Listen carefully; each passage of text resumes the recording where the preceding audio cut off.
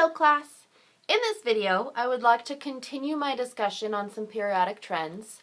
So far in some previous videos, I've shown you how to draw Bohr models. We talked about the trend for ionization energy, and we talked about the trend for electronegativity. In this video, I want to focus on mass, atomic mass, as well as atomic size or atomic radius. Now, let's talk about atomic mass first. Atomic mass, your mass number, your atomic weight. These are three ways to say the exact same thing. And ultimately, we're talking about how heavy your nucleus is. Now, something to keep in mind is that the mass of an atom comes from your nucleus. That's because that's your protons and where your neutrons are located, and they are 2,000 times larger than your electrons. If your nucleus was a marble, your electrons would be lighter than a mosquito. So your electrons don't carry the mass of our atoms, it's instead in our nucleus. We have been working with mass numbers already, and these are the numbers that show up on our periodic table. So these decimal numbers, those are the masses of our elements. So if we were to observe what happens as we move across our periodic table, let's start with our lithium. We're about a number of 7, beryllium's about a 9, boron's about an 11, carbon's 12, nitrogen 14, oxygen 16, fluorine 19, and neon is 20. So hopefully you notice this as we start over here on the left side and move across our period going from left to right, we start increasing in our mass. It's because we increase in our proton number, we're increasing in our neutron number. So our trend for atomic mass is going to be kind of low over here, and then we increase in our mass as we move left to right. Again, that's because we are slowly increasing our our proton numbers and our neutron numbers as we go left to right. So we see that increase here. Now, if you look vertically, so these are our higher mass, found on the on the right side of the periodic table is where your high mass is. As we look across a vertical, so let's look at our group 1. We start as a 1, we jump to a 7 for lithium, about a 23 for sodium, a 39 for potassium. We keep getting heavier and heavier and heavier. So as we move down, we get more massive. So we're going to be low mass at the top of the periodic table. We're going to get heavier and heavier, heavier, and be more mass at the bottom. So a high mass, your heavy elements at the very bottom of the periodic table. That is already intuitive. We talked a little bit about our heavy versus our light elements when we were doing our Big Bang Theory stuff. You have a great reference in the periodic table in order to get those mass numbers to find those trends on your own. So our atomic mass, pretty easy, increasing as we move left to right. We also increase in the mass as we move down our vertical groups. Now, another similar characteristic would be atomic radius or atomic size. So your mass referred to how heavy we are, your radius and size refers to how big we are. So are we large, are we small? This is coming from your amount of energy levels. And again, your energy levels are the rings or the orbits on your Bohr model of the atom.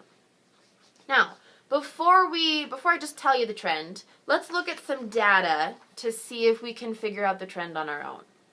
So this is a graph of the atomic radius of different atoms versus their atomic number, so their number of protons. Something to note is that we're missing our noble gases. The way that they got these numbers is that they were looking at diatomic molecules. For example, Cl2, so a chlorine atom, which is bonded to another chlorine atom. They were able to measure the distance between the two atoms and then divide it in half. And that's how they got each of these radius values. Well, the reason why we don't have them for noble gases is because noble gases don't bond to other things themselves, or most of them don't bond to other elements. So they couldn't measure this, what did they call it? The bonding radius. So that's why we're missing some data points for our noble gases. Otherwise, we've got all our other elements on here. Here's our hydrogen, so that group, that very first column, group 1. We go to lithium here, so this is also group 1. This is as we move across our period. So let me try to have both the periodic table as well as this graph. Something to point out. We have kind of this chunk here. We have kind of this chunk here, kind of this chunk, and then our lone hydrogen at the very bottom of that. So let's look at the lithium section because you can see that as well as the periodic table. So lithium starts pretty high here as our data point, 0.134. And then we go to beryllium and we get a little lower. And we go to boron and we get a little lower. And then carbon, nitrogen, oxygen, fluorine. We start decreasing in the amount of our radius, decreasing in the size that we have. We hit fluorine. Again, I'm missing information for the noble gas, so I'll just skip over that for now. And then we have a huge increase in our sodium amount. So we jump back up to a high radius when we get to our next row. And then we see this decrease as we move across the periodic table. We hit chlorine, skipping argon, we go back to potassium, and we have a huge jump in our radius. So some things to note. These data points are decreasing as we move left to right.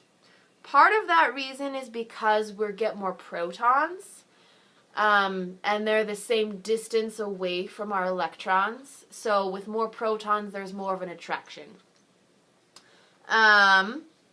For example, if we're looking at our Bohr models, do we have one handy? If I'm looking at lithium, so that's the nucleus of lithium, I've got 2 electrons in my in my first energy level, and then I've got 1 electron in my outer energy level. Beryllium still has 2 in my first energy level, but now it's got 2. So we've got another electron in that second energy level. Boron, same thing. We'd have 2, but now we've got 3. So we still have 2 energy levels as we move across our row. And if we were to compare that to fluorine over here, element, or in group 7, we'd still have 2, and then we'd have 7 on the outside of our fluorine energy level. Now, if this diagram confuses you, these are the Bohr models. Be sure to check out my first video, which was on how to draw Bohr models. So, some trends. We are getting smaller and smaller and smaller as we start over here on the left side and move right across the periodic table.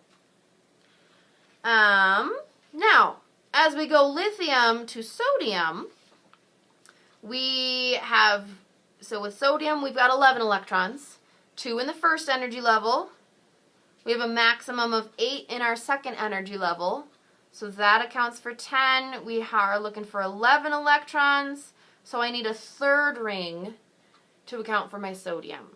Sodium, we can already tell, is bigger than lithium because it's got a whole nother ring. So that's what's increasing the mass of our sodium. If we were to try our potassium, we'd have 2 in the smallest energy level.